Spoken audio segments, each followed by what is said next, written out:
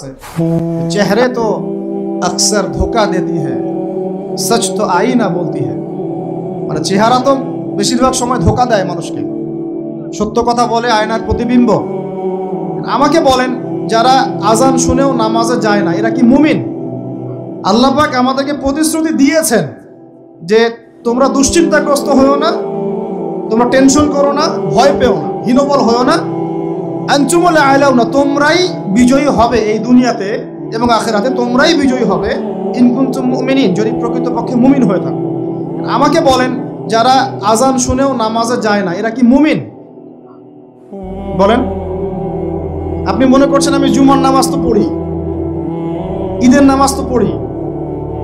এমনও হতভাগা মানুষ আছে পৃথিবীতে যাদের নামাজ প্রথমবার তারা নামাজ পড়ে জানাজার নামাজ। আছে না ভাই? আল্লাহ পাক আমাদের সবাইকে 5 ওয়াক্ত নামাজে হওয়ার তৌফিক দান করুন। এই যে সেলফি, এই শোডাউন, একজন বক্তাকে আপনি দেখতে চান, ইসলামী সেলিব্রিটিজম, এগুলো যে চালু করেছি আমরা, এইগুলো দিয়ে দিন আল্লাহর জমিনে কায়েম হবে না। এমন একটা জামা আমাদেরকে করতে হবে যার একজন নেতা থাকবে, একটা নেতা, একদম সামি'না ওয়া আতা'না, শুনলাম মানলাম, এমন নেতা। এত ইখতিলাফ, এত বিভক্তি চলবে না। মানে বিভক্তি ইখতিলাফ থাকতে পারে মাসলা মাসাইলের ব্যাপারে, ফিকহি ব্যাপারে, কিন্তু এই এত দলীয় বিভক্তি থাকা যাবে না। এক টেবিলে আলেমদেরকে বসতেই হবে। আলেমরা যদি এক টেবিলে না বসে ঐক্যের দৃষ্টান্ত স্থাপন না করতে পারে, জনগণ ঐক্যবদ্ধ হতে পারবে না। বাংলাদেশের সবচেয়ে বেশি দরকার এখন উলামায়ে কেরামের ঐক্য। আমরা যারা ছোটরা আছে, আমাদের মূল কাজ এখন এইটাই, আমরা এটাই ফিকির করি কিভাবে আলেমদেরকে একটা জায়গায় বসানো যায়। আলেমরা যদি ঐক্যবদ্ধ হতে পারেন, জনগণ একদিকে ফোকাস করে চলতে পারবে ইনশাআল্লাহ। এবং তাদের মধ্যে যদি একজন আমির নিযুক্ত করা হয় এবং তার কথা যদি আমরা সূরা ভিত্তিক মেনে চলি, ইনশাআল্লাহ বাংলাদেশ কেন পুরা বিশ্বে দিন কায়েম করা সম্ভব। আমরা এই দিক থেকে আমরা মোটামুটি 20-30 বছর পিছায় আছি এখন, বুঝতে পারছেন না আমার কথা? এই দিক থেকে দেখেন, আল্লাহ নবী সাল্লাল্লাহু আলাইহি ওয়াসাল্লাম মক্কাতেও সাহাবীদের মধ্যে কখনো বিভক্তি হতে দেন নাই। একজন নেতা, তার আন্ডারে সব সাহাবীরা বায়াত করে আছেন হাতে হাত রেখে, ব্যাস যা বলবেন তাই। ডানে যাইতে বললে ডাইনে, বামে যাইতে বললে বামে। মার খাচ্ছেন, যদি নবীজি বলেন হিজরত করে চলে যাও, হিজরত করে চলে গেল আবিসিনিয়া, তাই না? আর যদি নবীজি বলেন সবর করো, সাবরান আলা ইয়াসির ফাইন্না মাউইদাকুমুল জান্নাহ, সবর করো তোমাদের জন্য জান্নাত, সবর করতেছেন, মার খাচ্ছেন, তাও কোনো কথা বলতেছেন। এইরকম সামি'না ওয়া আতা'নার জেনারেশন না থাকলে দিন কায়েম হয় না, যেটা আমাদের বিগত 50 বছর আমরা করতে পারি নাই। এটাই সত্য কথা। এটা করার জন্য সবার আগে আমাদের মনের হিংসা দূর করতে হবে। কি দূর করতে হবে? মনের হিংসা দূর করতে হবে, মনের অহংকার দূর করতে হবে, নিজেকে ছোট মনে করা শিখতে হবে। আমি ছোট মানুষ, বড়রা যে দায়িত্ব দিবেন সেটা পালন করব। আলেম ওলামার সহবতে থাকবো, তাদের পরামর্শ চলবো, আমাকে যেভাবে গাইড করেন সেভাবে চলবো, যখন যে দায়িত্ব আসবে সেটা পালন করব। চিন্তা এরকম না থাকলে আপনি চলতে পারবেন না, বিদ্রোহী হয়ে যাবে। তো বেয়াদবি, এই যে প্রথম একটা কথা বলছি, বেয়াদবি। আমরা অনেকেই বড় বড় বরেণ্য আলেমদের সাথে বেয়াদবি করছি, তাদের মানিজ্য হানি করছি। অনলাইনে লাইভে চলে আসলাম, একটা কথা বলে দিলাম, একটা পোস্ট দিয়ে দিলাম, ভাবছি আমি ইসলামের বড় উপকার করে ফেললাম। আদতে আমি বিশৃঙ্খল একটা অবস্থা ছিল, আরো বিশৃঙ্খলতা বাড়ালাম। আমি কাছাকাছি তো আনতেই পারলাম না। কিছু মানুষের কাজ দেখলে মনে হচ্ছে যে তাদের একটাই কাজ।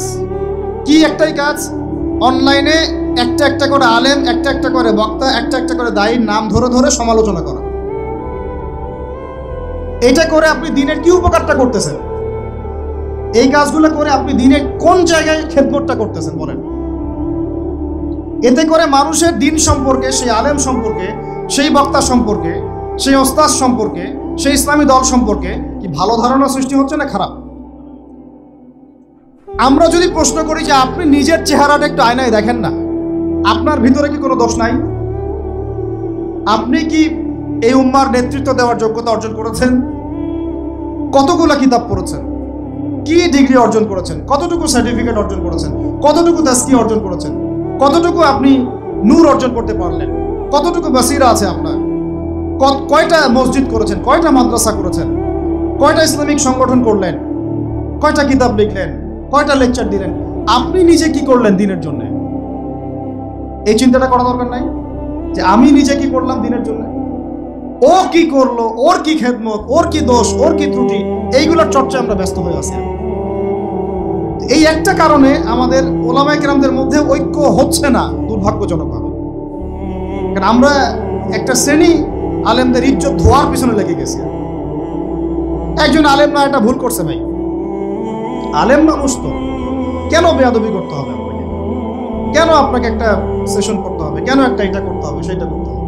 চুপ করে থাকেন আপনি, পারলে তার সাথে আপনি পার্সোনালি দেখা করেন, তার কাছে যান, তার কথার পিছনের কারণটা খুঁজে বের করার চেষ্টা করেন। ইসলামের খেদমত এগুলো হচ্ছে না, ওইদিকে যেতে চাচ্ছি না। একটা রিকোয়েস্ট করবো আপনাদেরকে যে আমরা সবাই একটা দায়িত্ব কাঁধে নেই, যে এই উম্মতকে বিজয়ী করার জন্য আমারও কিছু দায়িত্ব আছে। আপনার দায়িত্ব নেই ভাই? আপনি আয়নার সামনে আজকে রাত্রে দাঁড়ায় অনেস্টলি সততার সাথে দাঁড়াবেন, দাঁড়ায় আপনার চেহারা আয়নায় দেখবেন, দেখে চিন্তা করবেন যে আসলে আমি আজ পর্যন্ত এই উম্মাকে কি দিয়েছি। বলেন কি বললাম ভাই? আয়নার সামনে দাঁড়ায় কি বলবেন? আমি আদনান, আমি আব্দুর রহমান, আমি আব্দুর রহিম, আমি অমুক, আমি তমুক, আমি ইসলামকে, উম্মাকে, আল্লাহকে, রাসূলকে কি দিয়েছি এই পর্যন্ত। যদি আপনার মনের মধ্যে সততা থাকে, জবাব ওই আয়নার তসবির আপনাকে দিয়ে দিবে। একটা উর্দু শের আছে যে চেহারে তো আকসর ধোকা দেতি হ্যায়, সচ তো আইনা বলতি হ্যায়।